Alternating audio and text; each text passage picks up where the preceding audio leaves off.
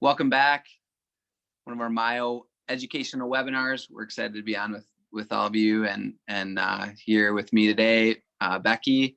And last week, if you weren't able to join with us, we spent time talking about the definition of exercise, and so we're going to build upon that as we discuss a few different things today. And if you didn't get a chance to see that, just encourage you to go back and check that out. And also talked a little bit about goal setting last week too. And so in the future as we go, we'll just keep hitting different topics, and some of them will be related to strength training, some of them will be related to other areas of holistic health, or pursuing your strength in like how to do that well as far as goal setting or accountability or things like that. So about Becky, I'm Dan. And it's good to be on discussing with you today. So today we're going to hit on a couple different topics. One of them is going to be volume and intensity, and the other is volume, intensity, and how that relates to strength training, and in particular, inroading and fatiguing our muscles. So we're just going to spend some time around that, and just hope you're encouraged and have a chance to learn a few things. And we also love dialogue, and so if you have thoughts or questions, I encourage you to email this in, and we'd love to correspond with you and share a little bit more about what we're doing and how we do it.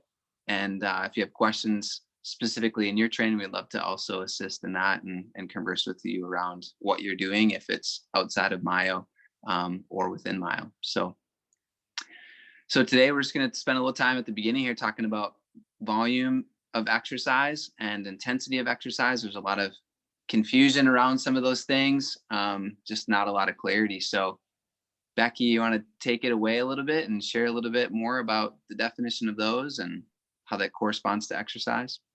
Excellent. Yes. Well, as in life, we want to make sure that we define our terms. When we're talking about anything, we want to make sure that we're all understanding what it is we're talking about. So it's good to come up with the definition of what is exercise. And in the last video that Kevin and I did last week, we defined exercise. What exactly is that?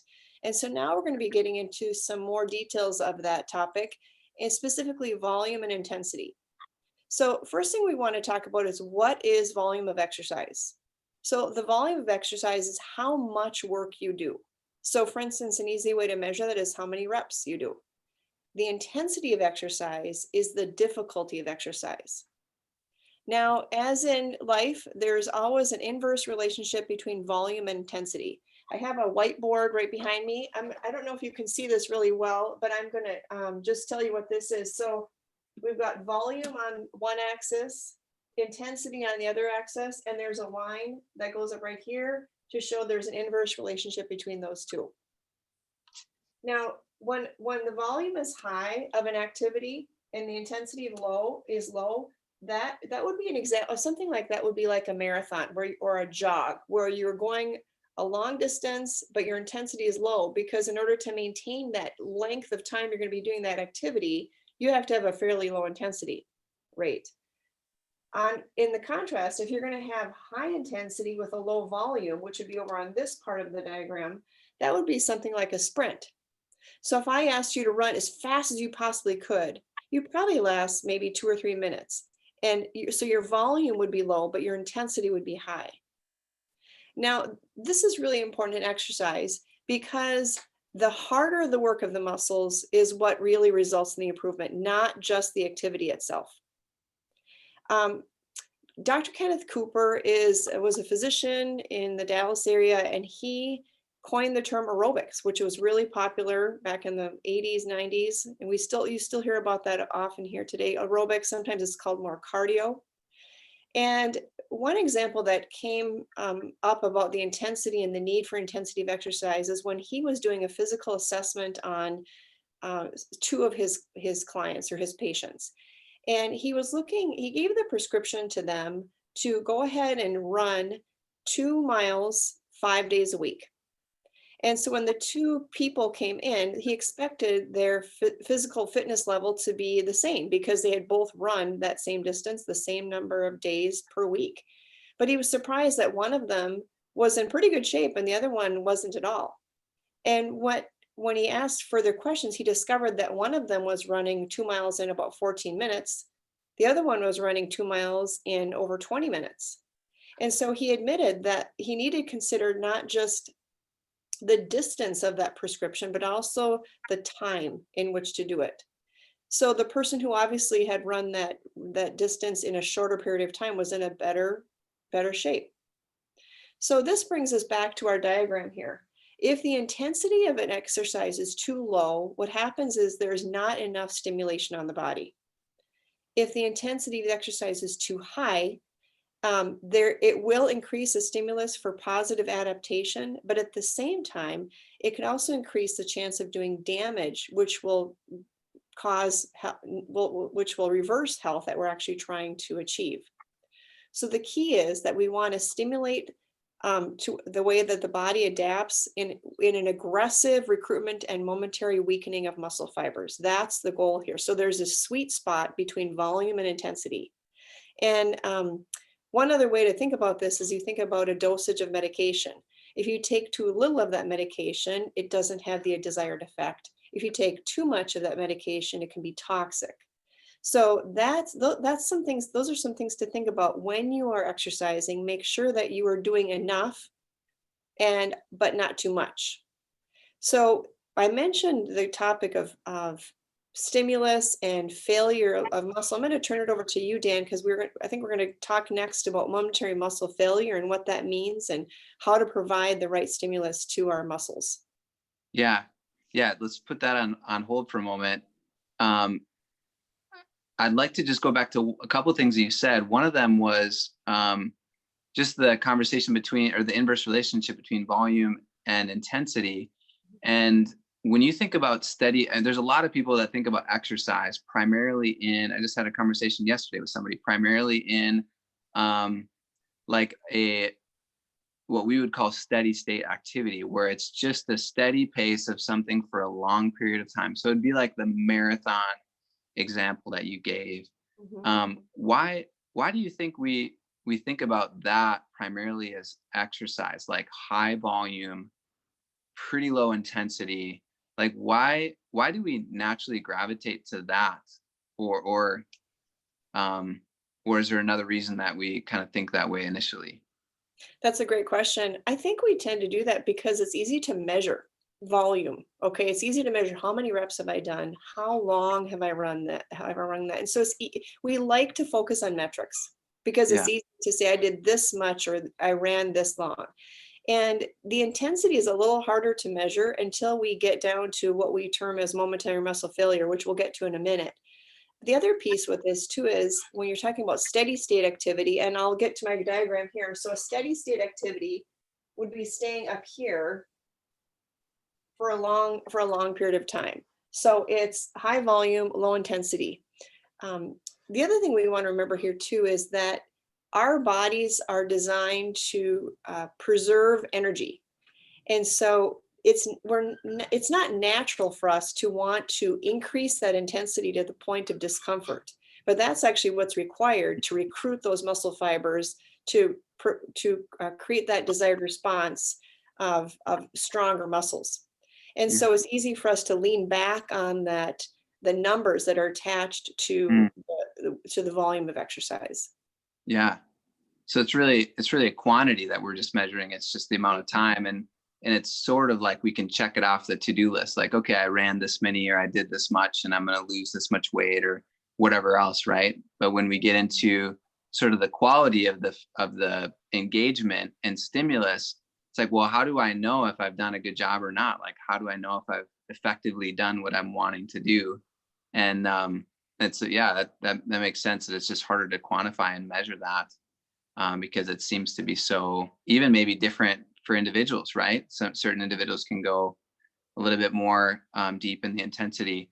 It seems like there's kind of a misunderstanding around that too, like effort and force. Like the amount of force that I put into something is it takes increased effort to increase force, but they're not exactly the same. Like intensity is the degree of momentary effort. So how much effort am I putting into an activity or into a push of some sort of strength training, if you will? that's the intensity of the moment. That actually, we're actually looking for the intensity to keep increasing, right? And in the way that we approach strength training, we don't want it to be as easy on the first repetition as the last. And I think it's probably familiar. If we were to do like 6 push-ups, the last one would be hardest. But for us, we want it to be even higher on the intensity level, because really what you're alluding to, really what we're trying to get at, sort of the most effective stimulus. So I appreciate some of those thoughts. It's really good. So as we continue a little bit, and Becky, feel free to interject something else if you have another thought too. But Dan, can I jump in real quick? Yeah. Just piggyback on what you had just said about the numbers, the metrics. One conversation I have often with clients, and probably you do too, is they'll say something like, "Oh, I wasn't able to do as many of a certain repetition." Say the leg press, and like I think I did 6 last time. I only did 5 today, and so they get discouraged with that. But actually, when we're looking, our goal is intensity. The metrics don't matter, because like I explained to them, maybe you didn't sleep well. How did you sleep last night? What kind of other activities have you been doing the last couple days? Are you hydrated? There are all kinds of factors that can impact the number of repetitions that you can do that day. And if we were focusing specifically on just the metrics, what would happen is we would say to you, okay, go ahead, and I want you to do 6 reps or 7 reps. Let's say we're going to have to do 7 reps because you did 6 last time. And they absolutely could not do that many reps. So in order to push that out and to reach that metric that's desired, they would use poor form and possibly get injured. And that gets back to that point of working your muscles harder, but not to the point where you can cause damage and undermine your health. Yeah, that's good. So we're actually trying to sort of look inward rather than outward. We're trying to look at what we can do under good form and accomplish, and then that's really it. Like, we're trying to engage and initiate the biological systems that are already set up and designed to do what they're created to do, right? And so no additional repetitions will make that more effectively initiate necessarily. So that's good. That kind of leads us into that. We've alluded to at the point of momentary muscle failure. This is a huge piece for us because it helps us know that we've effectively stimulated our body to now do what it's designed to do. So one of the things, I was actually outside for a few hours yesterday, and the sun was beautiful. I'm so thankful for April and May and sunshine and warmth. And actually, I put sunscreen on a little bit too late. So I had a little sunburn on my calves. And so as I think about that, like, that's a biological system that's designed to protect itself. And so your skin gets burnt by the sun, and then it stimulates some things happening biologically in your body to begin recovering from the threat of the sunshine and the burned skin. And so it, over time, changes and develops a suntan. And it does that to prevent itself from this threat of sunshine. So next time I go out, I won't be threatened, at least to the same degree. So when you think about momentary muscle failure, we're trying to push our body to a point with good form and safety against the resistance, so that it actually will initiate and engage that same system or a similar system in the body that would actually begin to grow skeletal muscle mass, or would increase bone density, or would help with cardiovascular efficiency or fat loss. We're trying to engage those systems. And so momentary muscle failure is really key, because the definition that we use is the point at which you can no longer positively move a resistance under good form. So imagine you're doing a push-up or a squat or some sort of pulling action, and you have such form that you're targeting the specific muscle groups that you want to, but you're not using other forms or other muscles, excuse me. So it'd be like this: if I'm moving really slowly and I have low momentum and I'm doing a push-up and I get to the point where I just can't do it anymore, and I've been focusing on my form, all of a sudden I could create a little bit of momentum to help me get through the most challenging part. So I might kind of twist my body or throw my hips into it or something like that, which would help me get through the challenging part, and then I could continue. So we're actually trying to stop and not do that, because that can jeopardize our safety. But we're trying to get to this point where we have really good form, we're pushing up on a push-up, and all of a sudden we get stuck and we can't move anymore. And we could tweak or change our body or our movement pattern in order to get that repetition, but that's not our goal, right? Our goal is just to get to that point to initiate those responses of the body.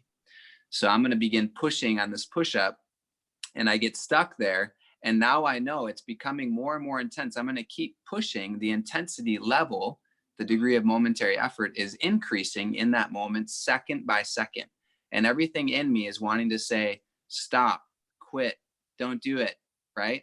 And at the same time, I know what's happening. And so I can just keep holding that, or keep trying to push with, and make sure my form is good, but keep trying to push upwards.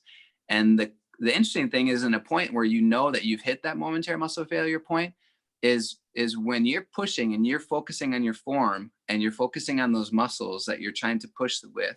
So let's say, for instance, the push-up, I'm focusing on my triceps and I'm focusing on my chest, and I'm not able to move. I just can't do any more inches upwards. The interesting thing is, once I hit that point, I actually will begin to go down. Like, my ability to put out enough strength even to hold myself in that place will go down. So it's sort of like grabbing a pull-up bar or holding on to something that I'm pulling myself up on, or an image that one of our coaches says, I'm trying to get out of the water and into a boat. So I'm holding on the edge and I'm pulling myself up. It's kind of like pulling myself up halfway and then just trying to hold myself. Mm-hmm. Eventually there'll come a point where it starts going like this and I can't hold myself up anymore. My arms are just getting too weak. So I've passed that point of momentary muscle failure when I start going backwards and regressing in that movement. And then I know that I've hit that point of momentary muscle failure. And inroading, what the term that we use, inroading, is like deeply fatiguing our muscles. So we talk about, as far as measuring an inroad, it's related to a depth of inroad. So we're trying to go deeper and deeper into an inroad, which effectively will stimulate that response to build itself back up to that place, but then go beyond as far as strength or whatever. So that's momentary muscle failure as we look at exercise and in its relation to volume and intensity. Do you have any other thoughts, Becky, or anything to add to what I was saying? I like the example of trying to pull yourself up into a boat and then just being stuck there, and you get lower and lower and lower because you can't hold on any longer. And that gets back to that point of when the benefit of having an exercise instructor with you, either through a Zoom call or in person, is that they'll help you get past that natural tendency to quit when it starts to get really uncomfortable, or to shift your body to employ different muscles. And we naturally don't want to do that. We don't want to get to that point of discomfort. We don't want to get to the point of it being demanding. And so we often will quit before we call those few seconds of momentary muscle failure the good stuff. That's when all the good stuff happens. Yeah. And it's uncomfortable, but that's where the good stuff happens. And so I encourage you to make sure that you've got a qualified instructor that's watching for good form, not allowing you to use momentum. That's natural. We want to try to finish that rep to get that metric goal, or just complete that rep. That's a natural tendency, but a good instructor will hold you to that great form and have you stay there. And that's where that quality response comes from. Yeah. And just even as you said, I'm thinking about the cool part is the efficiency part of this, right? When we push our muscles to that point of momentary muscle failure, we don't need to do another set. Like we've essentially turned on the systems of the body that we want. And so we could do more sets. But they've actually done a lot of research and study that actually is not, like, the greatest amount of biological engagement actually happens in the first set anyways, unless we go so so lightly that it's ineffective. But we don't have to reserve any strength for the second and third set of exercise. We can just focus on that first one, doing it really well, getting to that point. And you know what it's like, even on a leg press, when we stimulate our body well, you get off the leg press or a squat, and it's like, I'm having trouble walking because my legs are so fatigued. So it wouldn't even be possible really to do another set.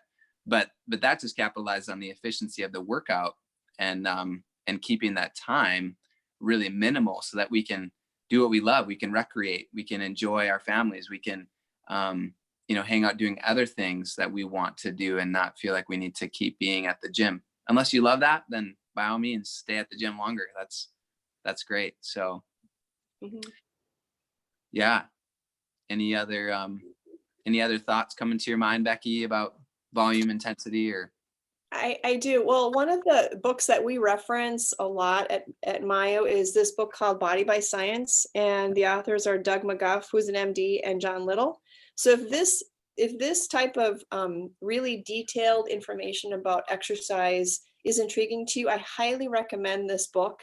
It's just a deep dive into exercise and what this happens metabolically, cardiovascular, just from a cardiovascular standpoint. And it's the research-based program of strength training, bodybuilding, and complete fitness in 12 minutes a week. And that's what we specialize in, like Dan mentioned, is an efficient, short workout, high intensity, and yet very effective. Our clients that we've worked with we work hundreds of clients over the years, and that's probably their favorite part, is just the efficiency. They can walk in to a scheduled appointment, and then they walk out and they're completely spent physically, but they feel elated when they're done. Right, Dan? Yeah, totally. They're happy to have it done. And then they just give their body time to recover. They don't have to go back to the gym later or tomorrow. They get to rest, which is something that's so good for our bodies and for our hearts too, So thanks for sharing all that, Becky. Yeah, thank you, Dan. Yeah, it was fun to be on. I hope you guys were encouraged by it, and there's some things that you're able to take away and utilize in your own strength training, or if you're with us as a client virtually or in the studios, that you can keep pushing yourself to a higher and higher degree of intensity with good and safe form, and get the benefits and results that you're looking for. So have a great day, everybody, and we'll look forward to another educational webinar next week. All right, see you next time. All right, see ya.